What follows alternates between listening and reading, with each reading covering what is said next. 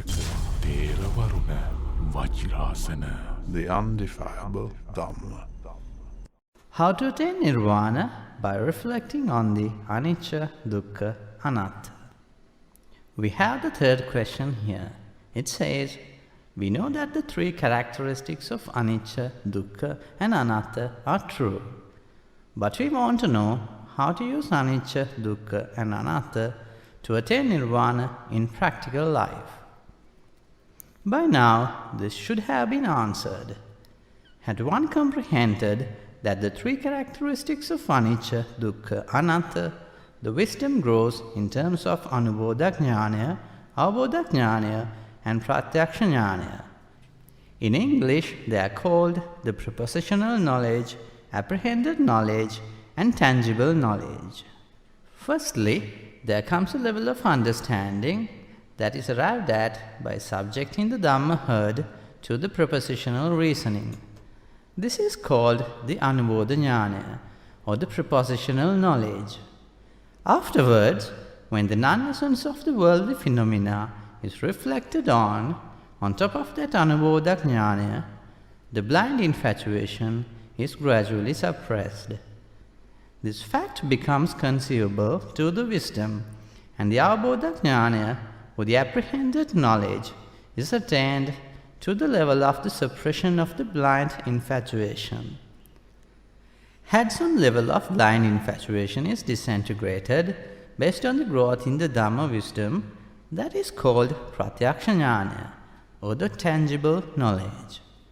One has to practice the path until the pratyaksha jnana is achieved. If the pratyaksha jnana is fully achieved, there will not be anything left to practice further. To progress on the noble path, one needs to reflect on how the worldly phenomena be subjected to anicca, dukka and anatta. In one instance, a few monks questioned another monk as to what should be practiced to attain nirvana. In response, the teacher monk directed the other monks to reflect on the anicca, dukka, anatta of the five aggregates of clinging, as it is a prerequisite to become a sotapanna. Then he was asked about what a sotapanna should do to become a sakadagami. He pointed out that a sotapanna should reflect on the anicca, dukka, anatta of the five aggregates of clinging. And then he was asked about what a sakadagami should do to become an anagami. He pointed out that a sakadagami should reflect on the anicca, dukka, anatta of the five aggregates of clinging. He was also asked about what an anagami should do to become an arahant. He pointed out that an anagami should reflect on the anicca, dukka, anatta of the five aggregates of clinging. Finally, he was also asked about what an arahant should do. He pointed out that an arahant too should reflect on the anicca, dukka, anatta of the five aggregates of clinging. The other monks inquired as to why the arahant too should reflect on the anicca, dukka, anatta, as an arahant is expected to have accomplished every task related to the noble path. That wisdom, or the reflection on the anicca, dukka, anatta of the five aggregates of clinging, is helpful for an arahant to abide in ease here and now, responded the teacher monk. Until we get there, we must do nothing but reflect on the anicca, dukka, anatta of the worldly phenomena. Such frequent reflection is a practicing of the path. One must mindfully reflect on the anicca, dukka, anatta driven by wisdom. At each moment of getting attached to or being tempted by the worldly phenomena, one should ask himself these questions. What is this idea that I am incurred with? Am I getting attached to something that is nicca, sukha and atta? Or is it subject to anicca, dukka and anatta? What is the reality of the thing that I am getting myself attached to? Anicca, dukkha, anatta, asubha are the reality and what is not. Nicca, sukha, atta, subha are the distortions or perversions of the mind. Nicca means appropriate, conforming to one's liking and fulfilling. Sukha means pleasurable. Atta means worthy of having, worth owning, and is of essence. And subha means becoming or attractive. Anicca means inappropriate, not conforming to one's liking, and unfulfilling. Dukkha means leads to suffering. Anatta means not worthy of having, not worth owning, and is of non-essence. And asubha means unbecoming or unattractive. The distorted mind is unable to grasp the reality. Only the mind of an arahant is undistorted. The minds of the others would have to gradually be freed from the distortions until it reaches the completely undistorted level of an arahant. Before fully embracing the reality, the distortions in the mind cause the things that are subject to anicca, dukkha, anatta and asubha be taken as things that are nicca, sukha, atta and subha.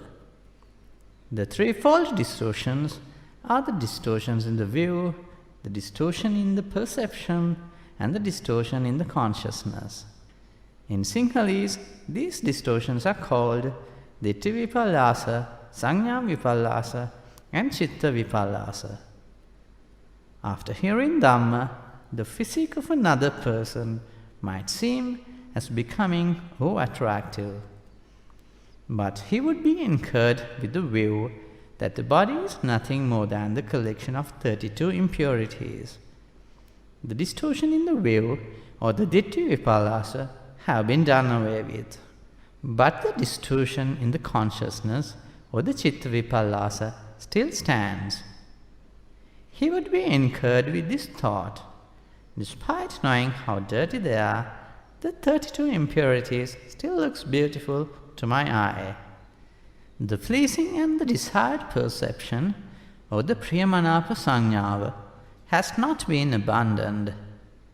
I still possess that kind of thoughts.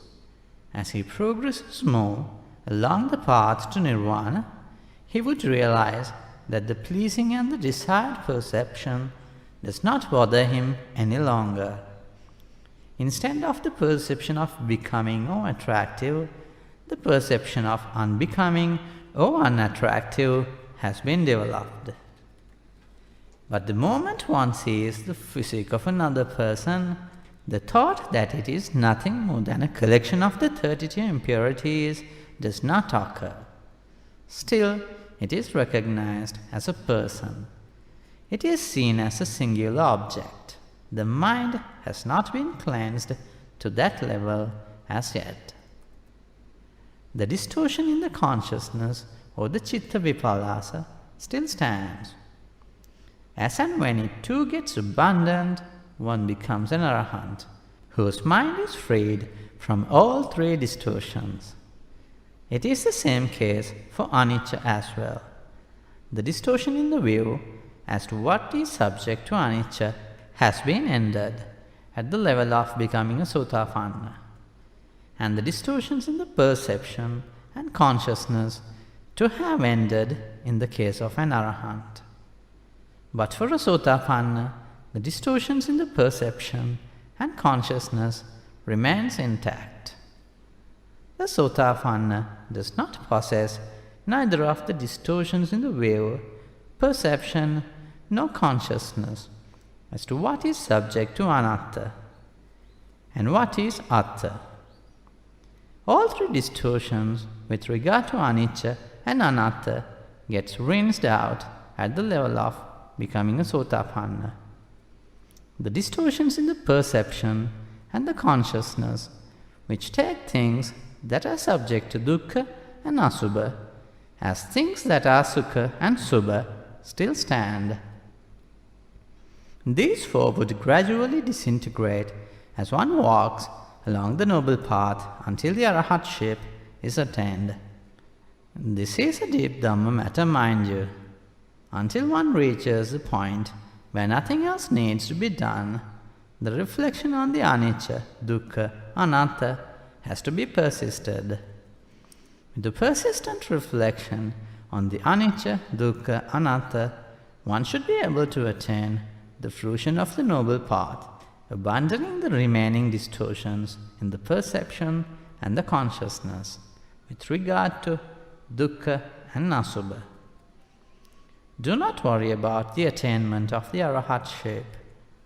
Just know that it has not been attained and continue to reflect on the anicca, dukkha, anatta of worldly things. If one really wants to see if there is some actual progress, think of the nature of the mentality 1 year back and compare it with the current mentality. Compare the level of temptation and resentment. Primarily, the temptation and resentment can only be seen prominently as opposed to the delusion. 1 year back, how tempted was I when a certain sense object was encountered? Had it been sensual in nature, how tempted was I? Had there been an opposing view, how resented did I get? Is it the same as the current level of temptation and resentment? When you reflect on the comparative levels of temptation and resentment, if you notice a decrease, what could have caused such a decrease? Understanding the non-essence would have prompted the decrease. What could have led to that inference? It is because of understanding the anicca, dukkha, anatta nature of things. If the decrease in the level of temptation and resentment has been brought about by the reflection of the anicca, dukkha, anatta, you have definitely attained some level of understanding of Dhamma. Do not cross-check this with anyone. Just know that you are forever safe from being born in hell realms. No need to publicize it, as it would most certainly instigate hollow criticisms. No need to provoke others. Just do the needful to cover the rest of the noble path with determination and effort until the arahatship is achieved. That is the only thing important. වහරක Thera Waruna Wajrāsana. The undefilable Dhamma.